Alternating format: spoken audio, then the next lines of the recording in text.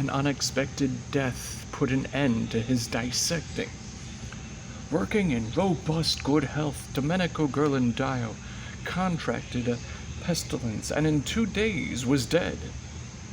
Michelangelo went to the bottega to take his place with Granacci, Bugiardini, Chieccio, Baldinelli, Tedesco, and Jacopo on one side of the coffin, while the son, brothers, and brother-in-law stood on the other, and the friends came to say goodbye. Together they all walked behind the funeral procession over the route on which Michelangelo had driven the cart for his first day of frescoing in Santa Maria Novella to attend the Mass and then the burial.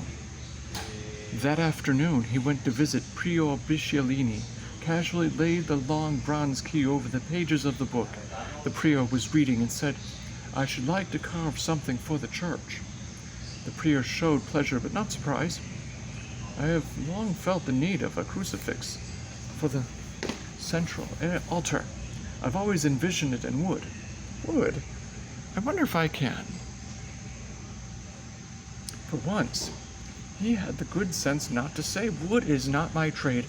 If the prior wanted a crucifixion wood, then wood it must be." Though he had never even whittled, there was no material of sculpture that Bertoldo had not obliged him to handle: wax, clay, the varying stones, but never wood, probably because Donatello had not touched wood for the last 35 years of his life. After he had completed his crucifixion for Brunelleschi, he accomplished the prior through the sacristy. The prior stopped and pointed out the arch behind the main altar, which formed one of the 2 entries to the chancel, then asked, could it carry a life-size figure? "I will have to draw the arches and the altar to scale to be sure, but I should think it could be almost the life-size. May I work in the monastery carpenter shop?" "The brothers would be pleased to have you."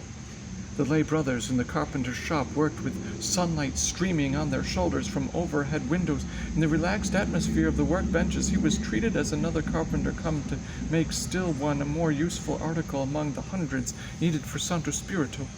Though there was no order of silence in the busy shop, no one who liked to gab ever came close to an Augustinian monastery. This suited Michelangelo. He felt at home working in the comfortable silence framed by the pleasant sounds of saw, plane, and hammer. The smell of sawdust was salutary.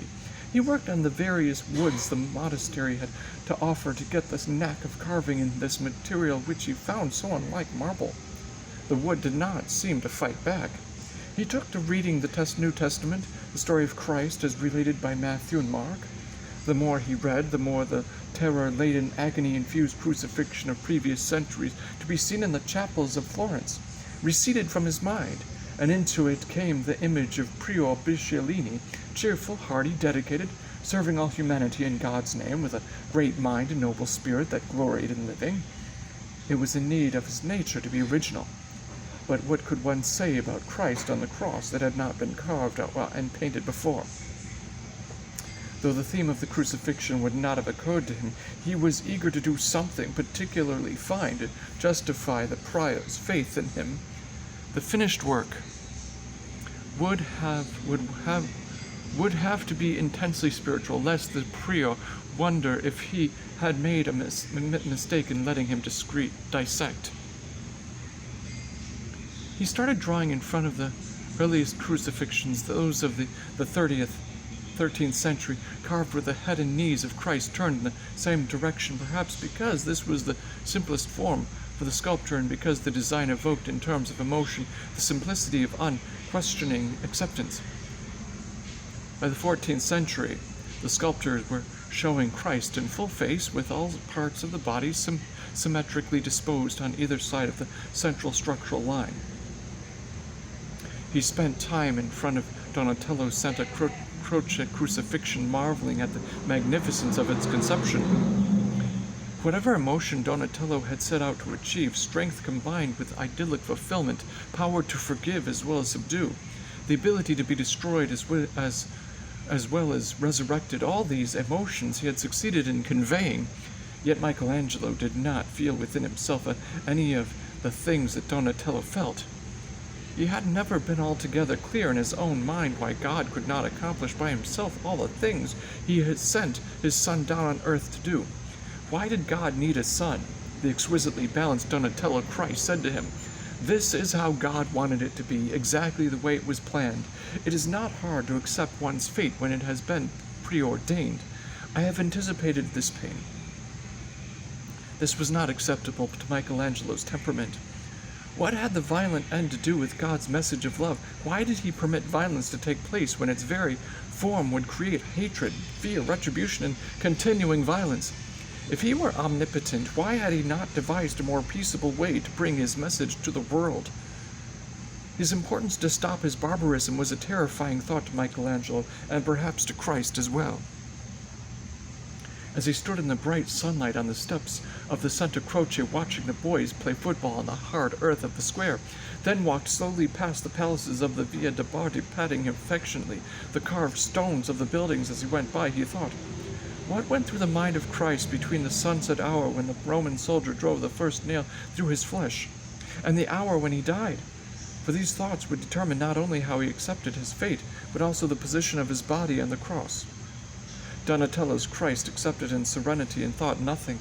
Brunelleschi's Christ was so ethereal that he died at the first touch of the nail and had no time to think. He returned to his workbench, began exploring his mind with charcoal and ink. On Christ's face appeared the expression, "I am in agony, not from the iron nails, but from the rust of doubt."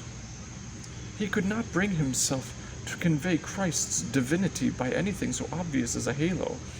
It had to be portrayed through an inner force, strong enough to conquer his misgivings at this hour of severest trial.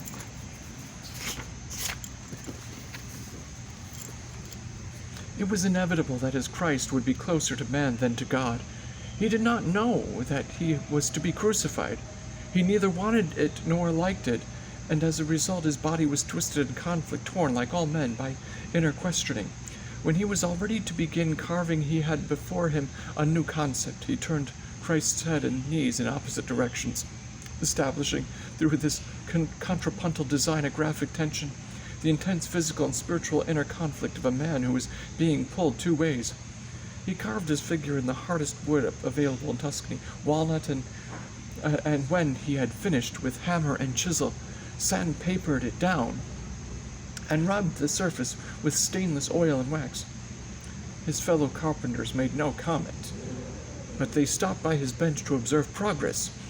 Nor, for that matter, did the prior enter into a discussion of its message. He said simply, "Every artist's crucifixion is a self-portrait. It is what I envisioned for the altar, thank you." On a Sunday morning, Michelangelo brought his family to Santo Spirito. He led them to a bench close to the altar. His Christ loomed over them. His grandmother whispered, "You make me feel compassion for him." Always before I thought Christ was feeling compassion for me. Lodovico was not feeling compassion for anybody. He asked, "How large was the commission?" "It wasn't a commission. I volunteered." "You mean you're not getting paid?" "The prior has been good to me. I wanted to repay my debt." "Good to you in what way?" "Well, he let me copy the works of art. The church is open to everybody, in the monastery, and to use his library." "It is a public library. Are you pot so crazy that a penniless lad should work free for a rich monastery?" A heavy snowstorm that lasted for 2 days and nights left Florence a white city. Sunday dawned clear, crisp, and cold. He was alone in the enclosed Duomo workshop, huddled over brazier while trying to make the first of the Hercules drawings, when Piero's groom came looking for him. "His Excellency, Piero de' Medici, asks if you could come to the palace." He made his way to the barber in the straw market, where he had his hair cut, the patches of beard down the sides of his cheek and chin shaved, then returned home, boiled himself a tub of hot water, bathed, put on his blue wool tunic, and set out for the first time in over a year and a half for the palace. The statues in the courtyard as he came through were piled high with snow. He found the Medici children and grandchildren assembled in the Renzo Studiolo, a bright fire burning. It was Giuliano's birthday. Cardinal Giovanni, who had settled in a small but exquisite palace at the quarter of Sant'Antonio when a hostile Borgia had been elected pope, looked plumper than ever sitting in Lorenzo's chair, hovered over by his cousin Giulio. Their sister Maddalena, married to the former Pope Innocent VIII's son, Francescetto Cibo, was back with their 2 children. So was Lucrezia, married to Jacopo Salviati of the Florentine banking family, who owned the home of Dante's Beatrice. Their aunt Nannina and her husband Bernardo Rucellai, Piero and Alfonsina, with their oldest son. They were dressed in their gayest brocades, jeweled satins, and cut velvets. And Contessina was there, elegantly gowned in aquamarine silk interwoven with silver thread.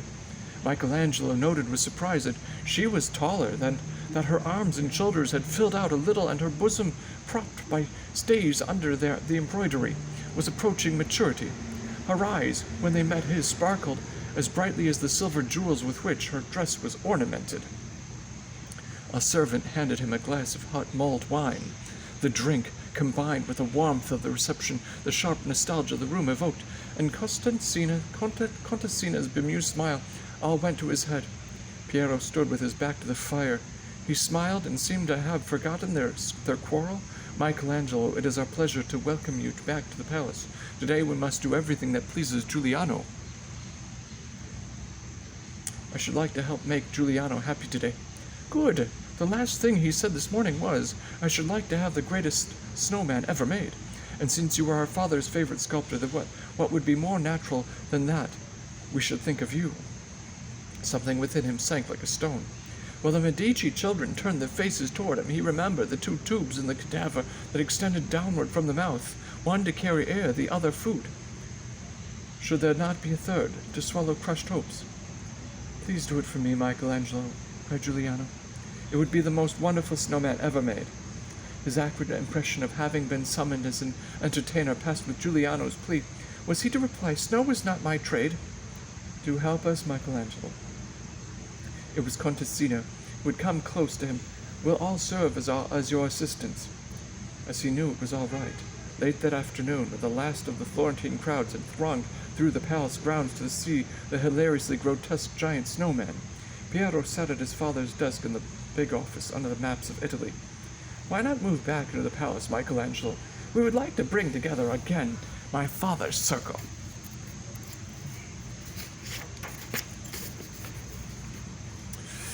Could I ask under what conditions I would return? You would have the same privileges as when my father was alive.